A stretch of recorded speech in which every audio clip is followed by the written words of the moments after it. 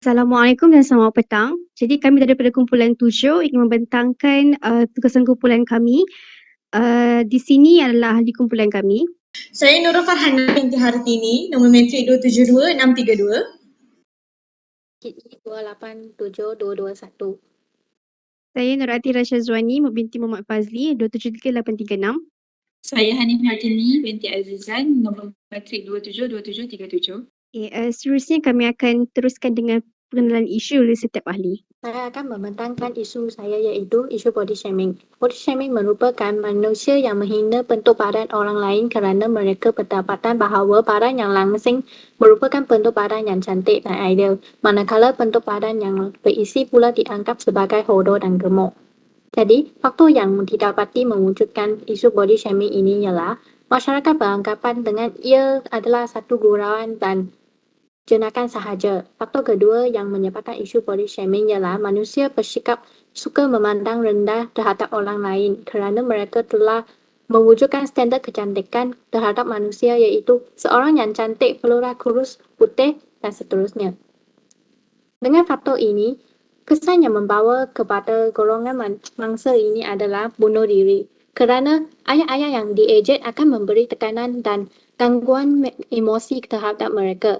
Kesan akhirnya yang saya dapati ialah golongan wanita menjadi tapsu dengan bentuk badan yang sempurna.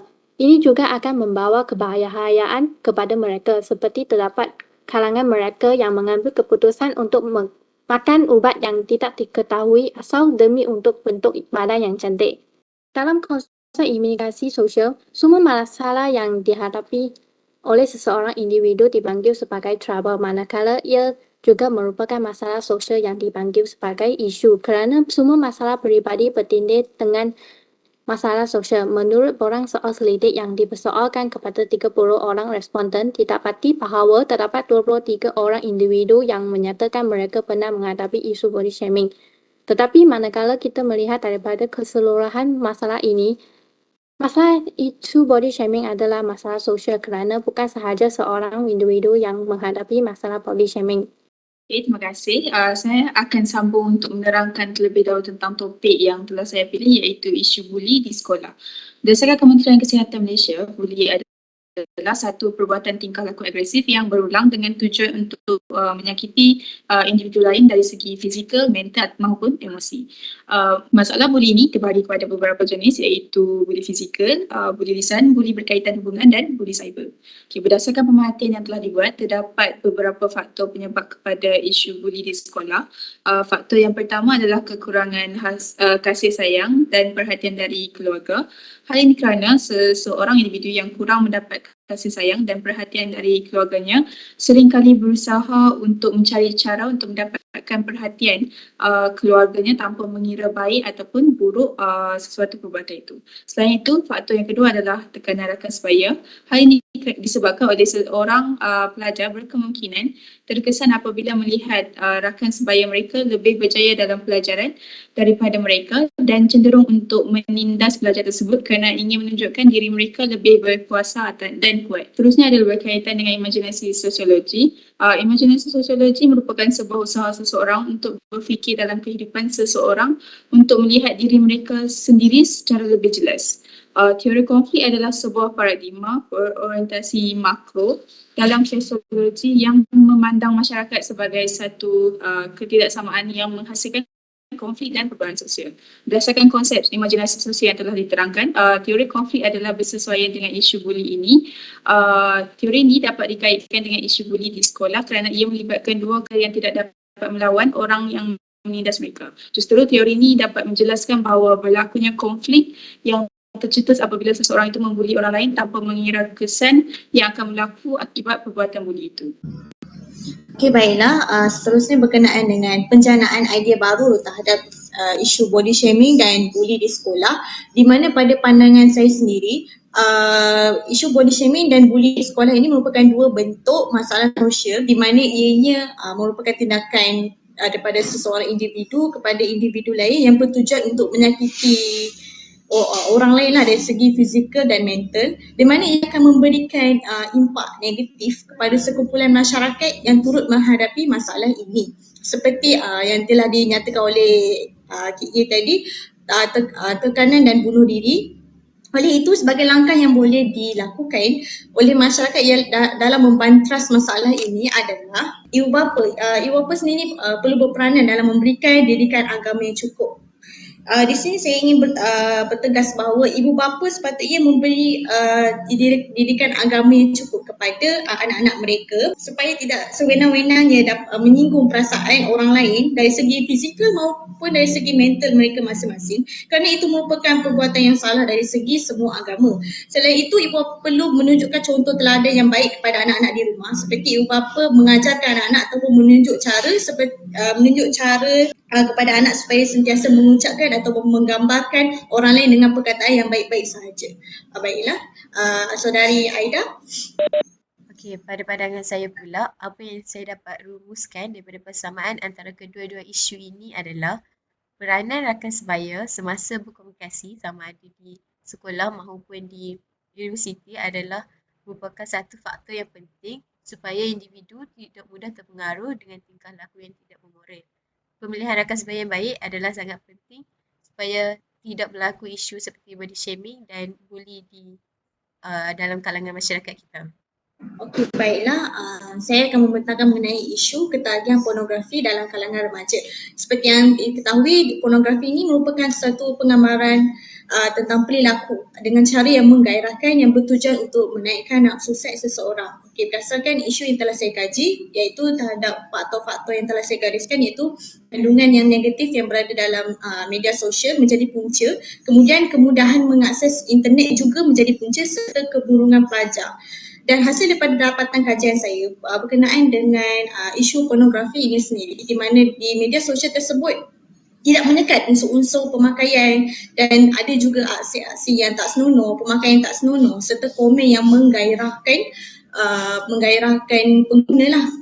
Dan kemudian kandungan pornografi ini juga telah dimasukkan sebagai iklan di laman-laman di laman-laman web yang biasa. Walaupun laman web itu kita tak search dia sebagai laman web pornografi, tapi dia tetap muncul sebagai iklan. Oleh itu, daripada segi imajinasi sosiologi, di mana ketagihan pornografi ini bagi saya merupakan masalah yang dilalui oleh individu dan masyarakat. Dan apabila seseorang individu ini dan orang lain juga mengalami masalah ini, dia akan memberikan kesan yang besar kepada masyarakat itu sendiri, seperti kes rogol yang berleluasa, peningkatan hubungan seks sebelum nikah dan juga pergaulan bebas. Jadi pada pandangan saya dari segi imajinasi sosiologi ini sendiri, iaitu masyarakat perlu mengembleng tenaga dalam membantras masalah ini seperti peranan ibu bapa, Suruhanjaya Komunikasi Media Malaysia dan juga pihak sekolah, kerana isu ini berkaitan dengan remaja, jadi sekolah, ibu bapa dan pihak kementerian sendiri perlu mengambil inisiatif lah untuk bantras masalah ini. Okey, seterusnya isu yang telah dilakukan oleh saya iaitu isu ketagihan penggunaan telefon bimbit dalam kalangan kanak-kanak pula. Setelah daripada pemerhatian dan kajian yang dilakukan, faktor berlakunya ketagihan telefon bimbit dalam kalangan kanak-kanak adalah faktor yang pertama ialah sikap ibu bapa yang tidak mengambil berat tentang keadaan anak-anak mereka. Faktor yang kedua pula ialah ibu bapa memberi pendedahan awal kepada telefon bimbit kepada kanak-kanak seawal usia 2 tahun. Jadi oleh itu telah menyebabkan ketagihan telefon bimbit dalam kalangan kanak-kanak semakin meningkat dalam masyarakat kita. Dan faktor yang ketiga pula adalah pengaruh rakan sebaya. Kesan daripada ketagihan penggunaan telefon bimbit ini adalah kanak-kanak akan berlaku perubahan dari segi sikap dan tingkah laku mereka. Ia juga akan memberikan kesan kepada masalah fizikal dan mental kanak-kanak.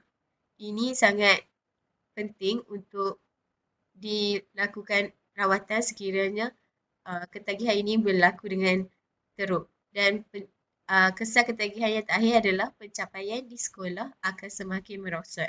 Seterusnya adalah aplikasi imajinasi sosiologi, iaitu di mana isu ketagihan penggunaan telefon bimbit dalam kalangan kanak-kanak ini perlu dibendung sejak dari kecil untuk memastikan ketagihan ini tidak akan berlanjutan sehingga meningkat dewasa.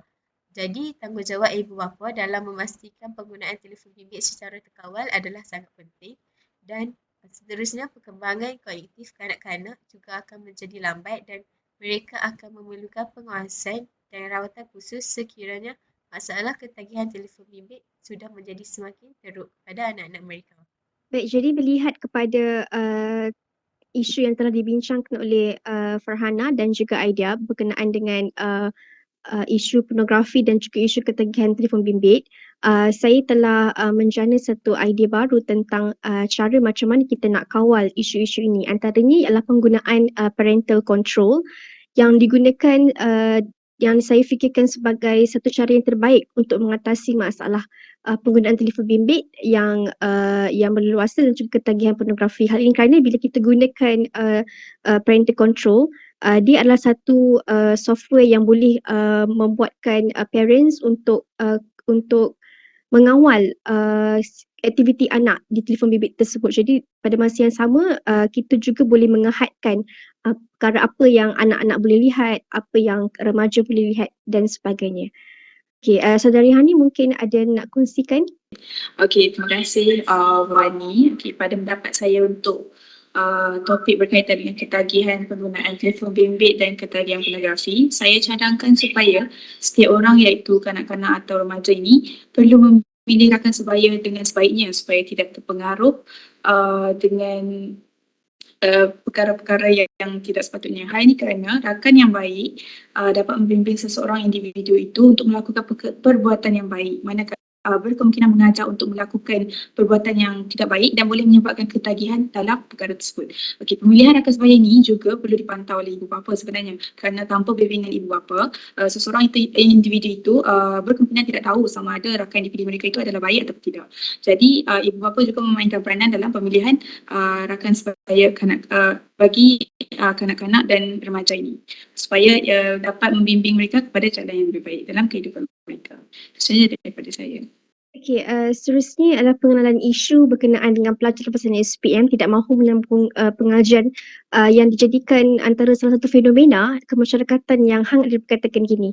Jadi berdasarkan pemerhatian yang dilakukan, saya dapati kebanyakan para pelajar lepasan SPM kurang berminat untuk menyambung pelajaran atas beberapa faktor. Antaranya adalah pelajar merasakan pendidikan adalah tidak penting dan merasakan bahawa SPM saja sudah mencukupi. Dan kemungkinan besar juga faktor ekonomi menjadi punca ekoran ketidakmampuan keluarga lepasan SPM bagi menampung kewangan mereka untuk menyambung pelajaran. Antara punca lain adalah kerana peningkatan jumlah peluang pekerjaan dalam ekonomi jig dan selain yang menjadi trend terkini. Selain itu, pengaruh media sosial juga saya lihat sebagai antara faktor yang dominan dalam isu ini. Hal ini terbukti bila ramai remaja terutamanya pelajar sekolah terikut-ikut untuk menjadi pempengaruh di media sosial. Jadi melihat kepada sudut pandangan imajinasi sosiologi saya merasakan bahawa isu ini agak merisaukan sekiranya ramai pelajar lepasan SPM tidak meneruskan pengajian mereka di peringkat tertinggi. Ini kerana saya berpendapat ia bakal memberi kesan di masa depan terutamanya dalam produktiviti dan penyerapan tenaga buruh pada ekonomi kelak, seterusnya menimbulkan krisis untuk negara. Hal ini disebabkan ketiadaan kemahiran tinggi serta pengetahuan tertentu dalam diri individu yang kemudiannya mendorong kepada kekurangan pakar dalam negara dan perkara itu akan menyukarkan pasaran buruh dalam mewujudkan lebih banyak peluang pekerjaan baru. Yang sekaligus dilihat akan menyebabkan produktiviti, inovasi dan daya saing buruh negara bakal merudum dan memberi kesan kepada kualiti hidup masyarakat apabila kurangnya ramai tenaga mahir. Bahkan lebih buruk lagi, negara dikhawatiri terpaksa mengimport lebih ramai tenaga mahir luar yang akan menyebabkan berlakunya lambakan pekerja asing. Terima kasih kepada Atira. Pandangan saya bagi isu ini adalah jika kita ada rezeki, lebih baik kita ambil peluang ini kepada diri sendiri sebelum ke persekitaran bekerja. Lagipun terdapat institusi yang membantu para pelajar jika mereka menghadapi masalah kewangan seperti PDPDN. Remaja yang memilih untuk sambung belajar ke peringkat universiti dikatakan memberi peluang kepada diri sendiri kerana peringkat universiti adalah bayangan masyarakat sebenar di luar sana. Universiti juga seperti menyuntik kita kita sebelum kita pergi ke persekitaran pekerja nanti, kerana kita mampu belajar dan mengubah lagi pada masa belajar. Sekian daripada saya. Terima kasih. Baik, jadi rumusan keseluruhan untuk semua isu ini, kami berpendapat bahawa sebenarnya setiap ahli masyarakat perlu memainkan peranan masing-masing bagi mengelakkan isu-isu yang dinyatakan di atas menjadi trend yang terkini. Contohnya seperti kita boleh lihat seperti isu daripada segi ketagihan pornografi, ketagihan telefon bimbit, body shaming dan juga isu buli. Jikalau masyarakat sendiri tidak menormalisasikan peranan mereka untuk mencegah perbuatan itu, maka isu itu akan terus berlarutan sehingga menjadi satu trend dan juga satu perkara yang membawa masalah kepada negara.